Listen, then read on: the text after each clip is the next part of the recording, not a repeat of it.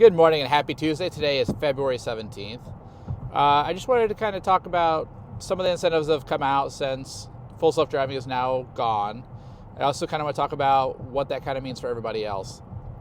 So right now Tesla's got a lot of incentives going on to where you can get either 0% APR for 72 months or 0.99%, so less than 1% for 72 months on pretty much all models except for Model Y Performance. I don't know why they haven't really done an APR thing on that. Probably because there's no reason, because you can't even get it for the next 3 months.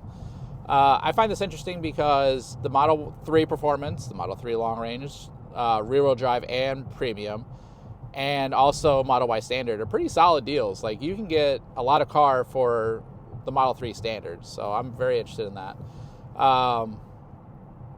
For Model Y, we now have, it's no longer Model Y Standard, or it's no longer Model 3 Standard, it's just Model Y, or Model 3. So with the Model Y having rear-wheel drive and all-wheel drive going below 300 miles of range, which was interesting because Tesla said, hey, we don't want to go below 300 miles of range anymore. Take it with a grain of salt. Got it.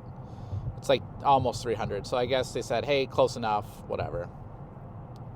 But those are great deals. Like, you're looking at under $40,000 for a brand new Model Y, and then you're getting that 321 miles of range with the stock 18-inch wheels. And then for Model Y rear-wheel drive, Premium, and all-wheel drive, like, it's such a great deal right now. Like, 0.99% is like nothing.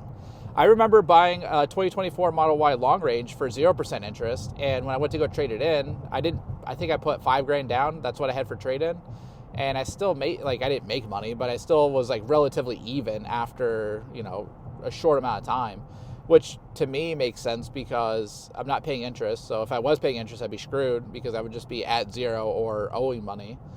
And it's just something to think about. If you're in the situation to where you want to go buy a brand new Tesla, I think right now might be the best time. Normally, end of the year is the best time, but maybe right now is.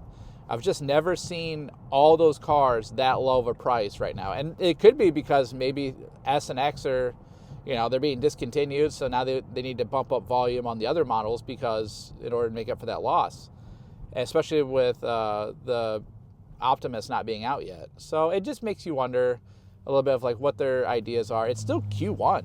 It's not even Q2 yet. So if we're going nuts with Q1 and not Q2 yet, I'm very curious what Q2 is going to incorporate. Is it going to be 3 months of supercharging? Is it going to be 3 months of full self-driving when you take delivery? I mean, we're seeing that whenever we have the referral program, that you get 3 months of full self-driving or $1,000 off SX and Cybertruck. And they've come up with they're not going to get rid of the Lux package either for Cyber Beast, S or X. So it makes you wonder a little bit because they said you can no longer buy full self-driving. So, and the caveat that they kind of did with that was, hey, for these luxury packages, it's stuck with the car forever. You cannot transfer any of that stuff. And when you think about going back to 2016, 2015, when Tesla released the SX with unlimited free supercharging and a bunch the premium connectivity and all these other different packages, it really made you, really want to buy the car because you're going to have it for life, and that it was transferable at that time. And now it's not transferable for the luxury package, which I guess kind of makes sense, but at the same time, not really, because you're just I wouldn't want to sell it, I guess. Or maybe that's what they want to do. They want to say, hey, you're going to be the owner of the last model possible to buy, and we don't want you to get rid of it. So I don't know. Let me know what you think down below. That's just some of the thoughts that I have on it. Additionally, with Model Y and Model 3 Performance, we're still seeing that free premium connectivity. But again, if you transfer it at all, it's gone.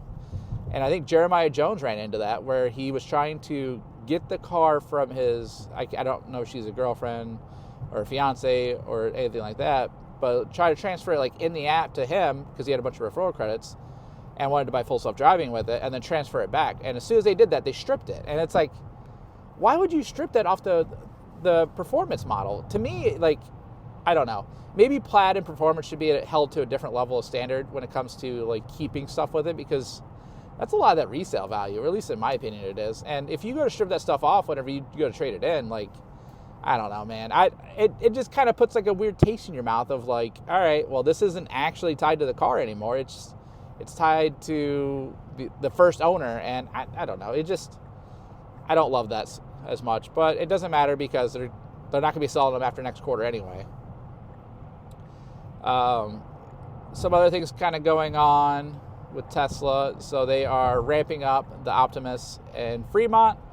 So I'm excited to see that. I know they said the price point could be around $30,000. I think it might be closer to like 45. Could be, could not be. It's hard to tell. And then additionally, same thing with Rivian. Rivian is putting out their R2 on March 12th with options and everything that you can price it out for. And they're saying it's going to start at $45,000. I don't know. What do you really get for that $45,000? Is it going to be a single motor? Is it going to be really stripped down with like just heated seats? Is it going to be like the Model Y Standard, I guess? Or Model Y, whatever they want to call it nowadays. I don't know. $45,000 for a big SUV like that's electric. Like, what's the range situation going to be? What's everything going to be like? I don't know. It makes you wonder a little bit of, they're coming out with these different price points, but what are you actually getting for your money anymore? Because I do feel that your dollar isn't going as far as it used to. The average price of a new car is $50,000. It's like, why is this even a thing? Like, why is it so expensive to buy a car on average? And why, I don't know. This could be like a whole different topic by itself, but it just makes you wonder, or at least makes me wonder, like, what are we trying to accomplish here? So if you find this information helpful, if you find this content fun, please drop a like, comment, subscribe, follow. This is Engineer with a Tesla on Instagram and YouTube, so you can find me pretty easily. Engineer Golfs on X. Oh, if you know anyone looking for a brand new Tesla, please use my referral link, which is down below in the description, and a link on my Instagram, and that will give you 3 months of full self-driving on 3 and Y, and it'll also get you $1,000 off SX and Cybertruck. And I'll see you in the next one. Thanks for listening.